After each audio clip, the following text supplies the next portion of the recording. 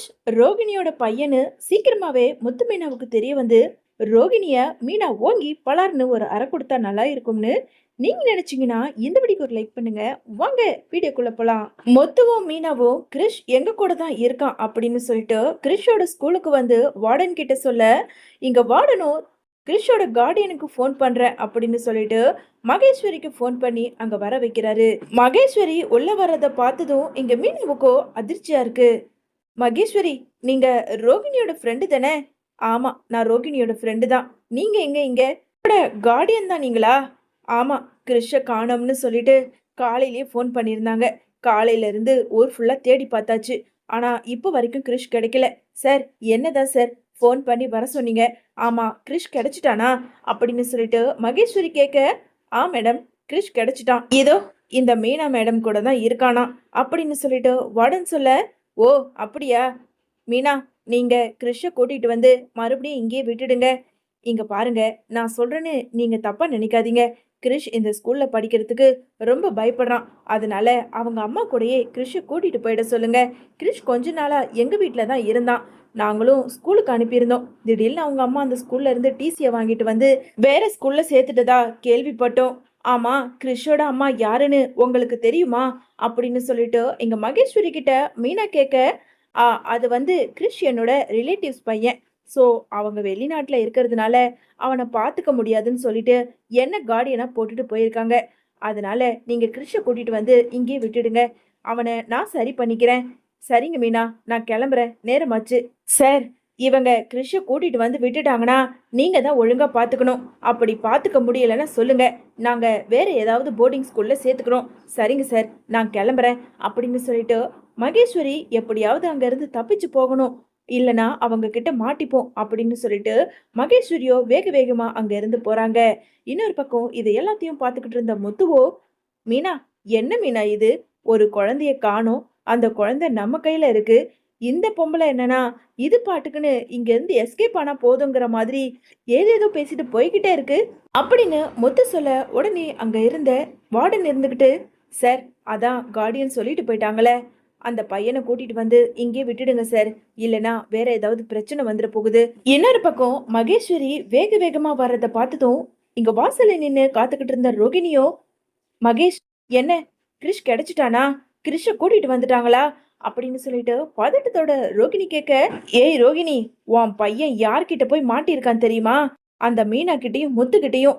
யார் கண்ணில் படக்கூடாது நீ நினைச்சியோ அவங்க கிட்ட தான் சொன்ன மாதிரி போய் மாட்டியிருக்கான் அப்படின்னு சொல்லிட்டு மகேஷ் சொல்ல, ஏய் என்னடி சொல்ற? அட ஆமாண்டி, இப்போதான் வார்டன் கூப்பிட்டாருன்னு சொல்லிட்டு அங்க போனதுக்கு அங்க மீனாவும் முத்துவும் தான் இருக்காங்க. கிரிஷ் என்னோட கார்ல டிக்கில போய் ஏறிக்கிட்டான். கொஞ்ச நேரம் கழிச்சு நான் போய் திறக்கும்போது மயங்கி கார் டிக்கிலே இருந்தான். கூட்டிட்டு போய் ஹாஸ்பிட்டல்ல சேர்த்தோம். இப்போ எங்க கூட தான் இருக்கான்னு சொல்லிட்டு அந்த மீனா சொல்லிக்கிட்டு இருக்கு. ஐயோ, ஆளை விடு சாமி. இன்னொரு நான் கொஞ்ச நேரம் அங்க இருந்திருந்தா கூட உன் பையன் தான் கிருஷ்ணு ஒளறி தள்ளிட்டு இருப்பேன். எப்படியோ அங்க இருந்து நான் எஸ்கேப் ஆகி வந்துட்டேன் அப்படின்னு மகேஷ் சொல்ல, இதை கேட்டதும் ரோகிணிக்கோ ரொம்பவுமே அதிர்ச்சி ஆகுது. என்ன மகேஷ் சொல்ற? உண்மையாவா? அட, நான் என்ன பொய்யா சொல்லிக்கிட்டு இருக்கேன்? கிறிஷ கூட்டிட்டு வந்து பத்திரமா விட சொல்லியிருக்கேன். கண்டிப்பா விட்டுடுவாங்க. இதுக்கு மேல நம்மளால இங்க இருந்தா கண்டிப்பா மாட்டிப்போம். அதுவும் நீ மாட்டிப்ப. சீக்கிரமா கிளம்பு, கார் எடுக்கிறேன் அப்படின்னு சொல்லிட்டு மகேஷ் சொல்ல, இங்க ரோகிணியும் அங்க இருந்து கிளம்புறாங்க. இன்னொரு பக்கம் முத்துவுக்கோ ரொம்பவுமே சந்தேகமா இருக்கு. மீனா, என்ன மீனா இது? பையன் கிடைச்சிருக்கான்னு சொல்லியிருக்கோம். அந்த பையனை அவங்க ஒரு பார்வை கூட பார்க்காம அவங்க பாட்டுக்குன்னு போய்கிட்டே இருக்காங்க. இதுல ஏதோ ஒண்ணு நடந்துகிட்டு இருக்கு. சார், உண்மையை சொல்லுங்க சார். அவங்க அம்மா ஃபாரின்ல தான் இருக்காங்களா இல்ல இங்க தான் இருக்காங்களா? தெரியல சார். அவங்களோட பேரண்ட் அதை தான் சொல்லி இந்த ஸ்கூல்ல சேர்த்துட்டு போனாங்க. நானும் எவ்வளவோ தடவை எதிர்பார்த்தேன். பாவம் அந்த பையனுமே எதிர்பார்த்தான், அவங்க அம்மா வருவாங்க, என் கூட பேசுவாங்கன்னு சொல்லி. ஒரு தடவை கிறிஷ் பையன் என்னோட போனை கூட வாங்கி அந்த நம்பருக்கு ஃபோன் பண்ணான் அப்படின்னு சொல்லிட்டு வார்டன் சொல்ல, சார், அந்த நம்பர் உங்களோட ஃபோன்ல இருக்கா? இல்லை சார், அப்பப்போ நான் அதெல்லாம் டெலீட் பண்ணிடுவேன். சார், எங்களுக்கு கிறிஷோட அம்மா யாருன்னு தெரிஞ்சுக்கணும்.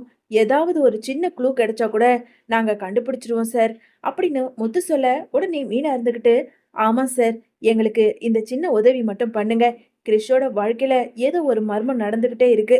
அதை எப்படியாவது நாங்க கண்டுபிடிக்கணும்னு யோசிச்சுக்கிட்டு இருக்கோம். எங்களுக்காக உதவி பண்ணுங்க சார். சின்ன பையன் சார்.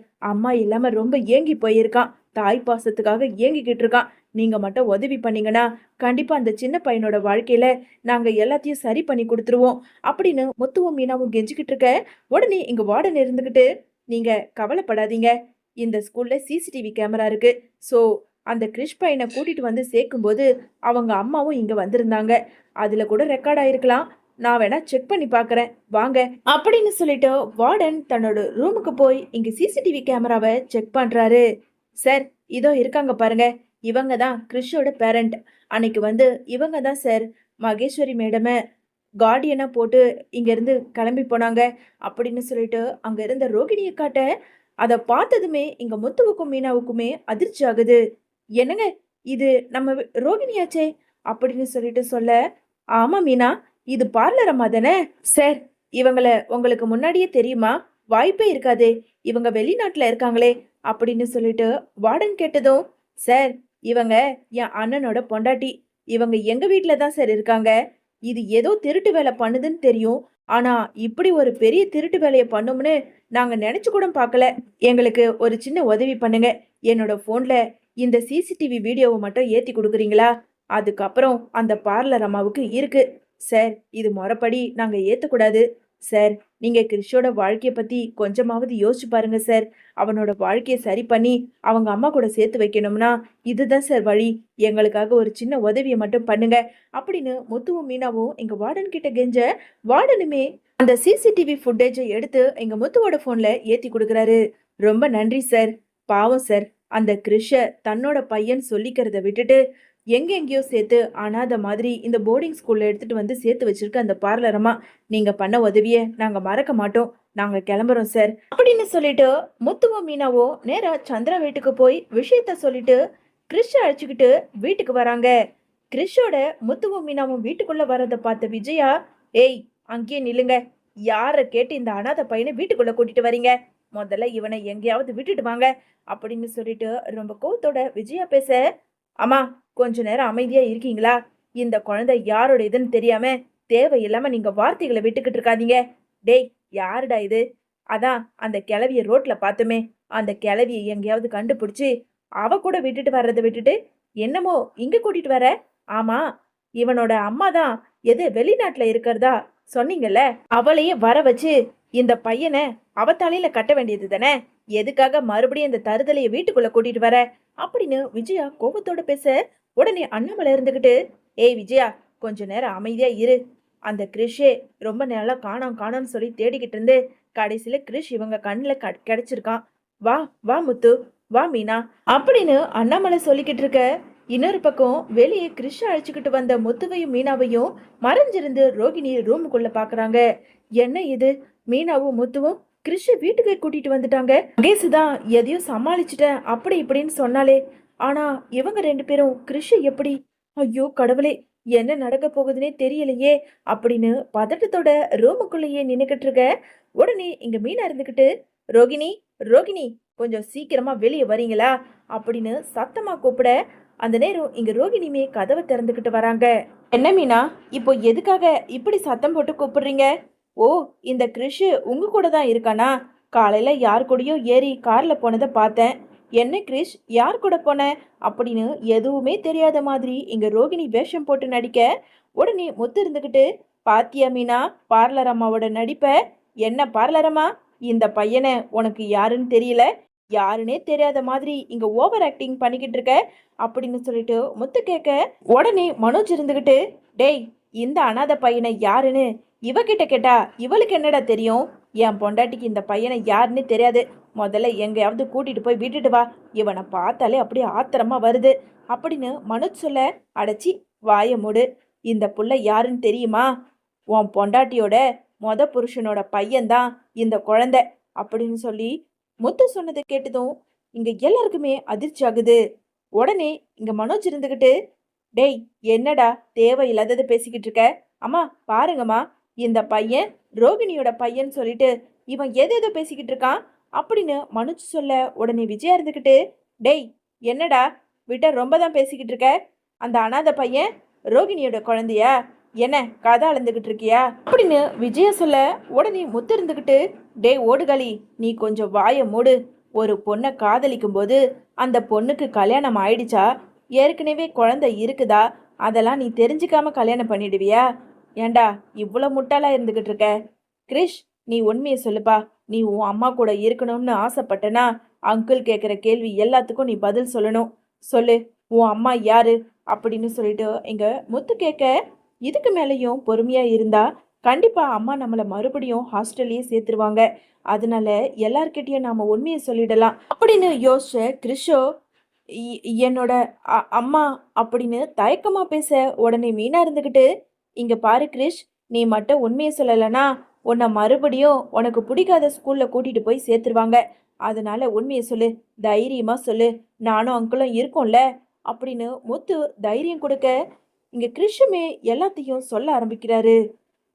என்னோட அம்மா இவங்க தான் அப்படின்னு கை நீட்டி ரோகிணியை காட்ட, அங்க இருந்த விஜயா, அண்ணாமலை, ரவி, ஸ்ருதி, மனோஜ்னு எல்லாருக்குமே ஷாக் ஆகுது. உடனே ஸ்ருதி இருந்துக்கிட்டு, என்ன முத்து, இந்த பையன் ரோகிணிய கையை நீட்டி காட்டுறான், அப்போ ரோகிணி தான் கிறிஷோட அம்மாவா? ஒரு பக்கம் கிறிஷ் சொன்ன எல்லாத்தையும் பார்த்துக்கிட்டு இருந்த விஜயா ரொம்ப கோபத்தோட ரோகிணிய பார்த்து, ஏய் ரோகிணி, உண்மையை சொல்லு, என்ன இந்த பையனோட அம்மா நீ தானே கையை காட்டுறான், சொல்லு அப்படின்னு சொல்லிட்டு ரொம்ப கோவத்தோட விஜயா கேட்க, அது வந்து ஆண்டி, இந்த பையன் பொய் சொல்றான். கிறிஷ், நானா உன்னோட அம்மா? ஆமா, நீங்க தான் என்னோட அம்மா. அம்மா, இனிமே என்ன அந்த போர்டிங் ஸ்கூல்ல கூட்டிட்டு போய் விடாதீங்கம்மா. எனக்கு அங்க இருக்கவே பிடிக்கல. நான் இனிமே இங்கேயே உங்க கூடவே இருந்துடுறேன். முத்து மீனா அங்கிள் கூடவே இங்க இருந்துடுறேன் அப்படின்னு சொல்லிட்டு கிறிஷ் பேசுறத பார்த்ததும் இங்க அண்ணாமலைக்கோ கோபம் வந்து, ரோகிணி, என்ன ரோகிணி, ஒரு குழந்தை பொய் சொல்லாது. குழந்தை தெய்வத்துக்கு சமம். கண்டிப்பா உண்மையை தான் சொல்லும். என்ன உண்மையை நீ மறைக்கிற? எல்லார்கிட்டயும் சொல்லு. இதுக்கு மேலேயும் நீங்க கேள்வி கேட்டா பதில் சொல்ல மாட்டாங்க. இருங்க, அவளுக்கு இருக்கு அப்படின்னு சொல்லிட்டு கிட்ட போய் ஓங்கி பலார்னு ரோகிணிய ஒரு அரை விஜயா கொடுக்குறாங்க. ஏய், இப்ப மட்டும் நீ உண்மையை சொல்லலன்னு வச்சுக்கோ, கழுத்தை பிடிச்சி வெளியே தள்ளிடுவேன் சொல்லிட்டேன் அப்படின்னு விஜயா மிரட்ட, சொல்லிடுறேன் ஆண்டி, கிரிஷ் என்னோட பையன்தான். எனக்கு ஏற்கனவே கல்யாணம் ஆயிடுச்சு. கிரிஷை எப்படி சமாளிக்கிறதுன்னு தெரியாம அவனை நான் தான் மறைமுகமா ஸ்கூல்ல கூட்டிட்டு போய் சேர்த்தேன். இப்போ அவனோட வாயாலேயே எல்லாத்தையும் சொல்லும்போது இதுக்கு மேல என்னால உண்மையை மறைச்சு வாழ முடியாது. நான் ப்ளீஸ் ஆண்டி, என்ன மன்னிச்சிருங்க. உடனே முத்து இருந்துக்கிட்டு, டே ஓடுகாலி, இப்போ வாயை தர தெரியுதா கிரிஷோட அம்மா யாருன்னு? எவ்வளவு நாள் உண்மையை மறைச்சு இந்த குழந்தைய எங்களுக்கே தெரியாம வேற ஸ்கூல்ல கூட்டிட்டு போய் சேர்த்து கடைசியில் அந்த குழந்தை இன்னைக்கு என் கார்ல டிக்கில ஏறி படுத்து குழந்தையோட உயிருக்கே ஆபத்தாயிருக்கும். நல்ல வேலை நாங்க தான் பார்த்து காப்பாத்தணும். இப்படியும் ஒரு அம்மாவா நீ இருந்திருக்கிய பார்லரம்மா, உனக்கு வெக்கமா இல்ல? என்னம்மா பார்த்துக்கிட்டு இருக்கீங்க? உங்களோட பணக்கார வீட்டு மருமக நீங்க தலையில தூக்கி வச்சுக்கிட்டு பேசுவீங்களே, இப்போ நீங்க என்ன பேச போறீங்க அப்படின்னு சொல்லிட்டு முத்து கேட்க, பாத்தியாடி, பாரு, இவெல்லாம் என்ன பேசுற அளவுக்கு நான் அழகி நிக்கிறேன். எல்லாத்துக்கும் காரணம் நீதான். முதல்ல இந்த பையனை கூட்டிக்கிட்டு இந்த வீட்டை விட்டு வெளியே போ. ஆரம்பத்துல இருந்து சொல்லிக்கிட்டு தான் இருக்கேன், எப்படியாவது மனோஜுக்கு வேற ஒரு கல்யாணம் பண்ணி வைக்கணும்னு. முதல்ல வெளியே போடி அப்படின்னு சொல்லிட்டு விஜய சொல்ல, ஆண்டி, என்னுடைய வாழ்க்கையோட கதையை பற்றி நீங்கள் கேட்டிங்கன்னா கண்டிப்பாக நீங்கள் என்னை இந்த வீட்டை விட்டு அனுப்ப மாட்டீங்க அப்படின்னு ரோகிணி கெஞ்ச, அடைச்சி வாயை மூடு, மறைக்கிறதையும் மறைச்சி கல்யாணம் பண்ணிக்கிட்டு இந்த வீட்டில் பொய் சொல்லிக்கிட்டு தெரிஞ்சுக்கிட்டு இப்பயும் நீ வேற ஒரு கதையை விடலான்னு இருக்கியா? முதல்ல வெளியே போ. இன்னொரு தடவை இந்த வீட்டுக்குள்ள வந்தேன்னு வச்சுக்கோ, உனக்கு அவ்வளவுதான் மரியாதை அப்படின்னு விஜயவோ கோபப்பட்டு கொந்தளிச்சு பேசிக்கிட்டு இருக்காங்க.